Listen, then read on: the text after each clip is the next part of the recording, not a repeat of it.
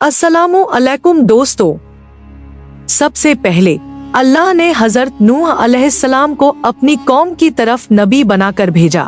उनकी कौम ने बहुत ज्यादा गुनाह करने शुरू कर दिए थे। वो लोग बुतों की पूजा करते, नाच गाना और शराब में डूबे रहते थे। अल्लाह की इबादत करने के बजाय वो शैतान के रास्ते पर चल पड़े थे। हजरत नूह अलैहिस्सलाम ने अपनी कौम को बहुत समझाया। उन्होंने कहा, ऐ लोगो, अल्लाह की इबादत करो, वही तुम्हारा असली मालिक है। लेकिन बहुत कम लोग उनकी बात मानते थे। बाकी लोग उनका मजाक उड़ाते थे। सैकड़ों साल तक उन्होंने अपनी कौम को बुलाया, रात दिन अल्लाह का पैगाम सुनाया, लेकिन लोग और भी ज्यादा जिद्दी होते गए। आखिर में अल्लाह ने नूह अलैहिस्सलाम से फरमाया, अब अपनी कौम के गुनाहों की सजा आने वाली है। एक बहुत बड़ा तूफान आएगा जो सब कुछ मिटा देगा, लेकिन तुम एक बड़ी कश्ती बनाओ। हजरत नूह अलैहिस्सलाम ने अल्लाह के हुक्म से एक बहुत बड़ी कश्ती, जहाज बनानी शुरू की। लोग उनका मजाक उड़ाते थे और कहते, ए नूह, सूखी जमीन पर जहाज बना रहे हो।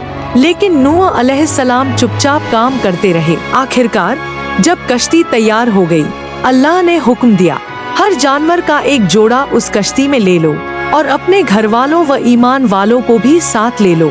हजरत नूह अलैहिस्सलाम ने ऐसा ही किया।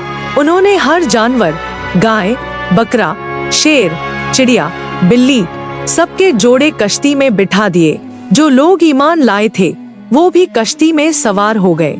लेकिन उनके अपने बेटे में से एक काफिर था, जिसने कहा, मैं किसी पहाड़ पर चढ़ जाऊंगा, तूफान मुझ तक नहीं आएगा।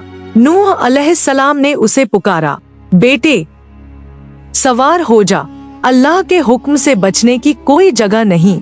लेकिन उसने बात नहीं मानी। तभी आसमान से तेज बारिश शुरू हो गई। जमीन से भी पानी उबलने लगा। समुंदर, दरिया, झीलें सब मिलकर एक हो गए। पानी इतना बढ़ गया कि पहाड़ भी ढक गए। जो लोग कश्ती के बाहर थे वो सब डूब गए, जानवर, इंसान, यहाँ तक कि नूह अलैहिस्सलाम का वो बेटा भी। अल्लाह के हुक्म से कोई नहीं बच सका। कश्ती कई दिन तक लहरों पर तैरती रही। आखिर में जब अल्लाह ने रहमत फरमाई तो आसमान से बारिश रुक गई और जमीन ने पानी सोख लिया। कश्ती जुड़ी पर्वत पर आकर ठहर गई। नूह अलैहिस्सलाम और उनके साथी कश्ती से उतरे और सजदा किया, शुक्र अदा किया। अल्लाह ने फरमाया, ए नूह, अब नई जिंदगी शुरू करो।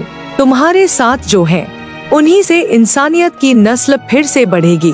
इस तरह नूह अलैहिस्सलाम की नस्ल से इंसानियत दोबारा बसाई गई और काबिल की सारी औलाद उस तूफान में हमेशा के लिए मिट गई। यह तूफान सिर्फ सजा नहीं था, बल्कि एक सबक था कि जो अल्लाह की बात मानता है वो बच जाता है और जो गुनाह में डूबता है वो मिटा दिया जाता है। आप सब भाइयों और बहनों से गुजारिश है, इस वीडियो को लाइक करें, शेयर करें और अपनी राय कमेंट में जरूर दें। अल्लाह हाफिज।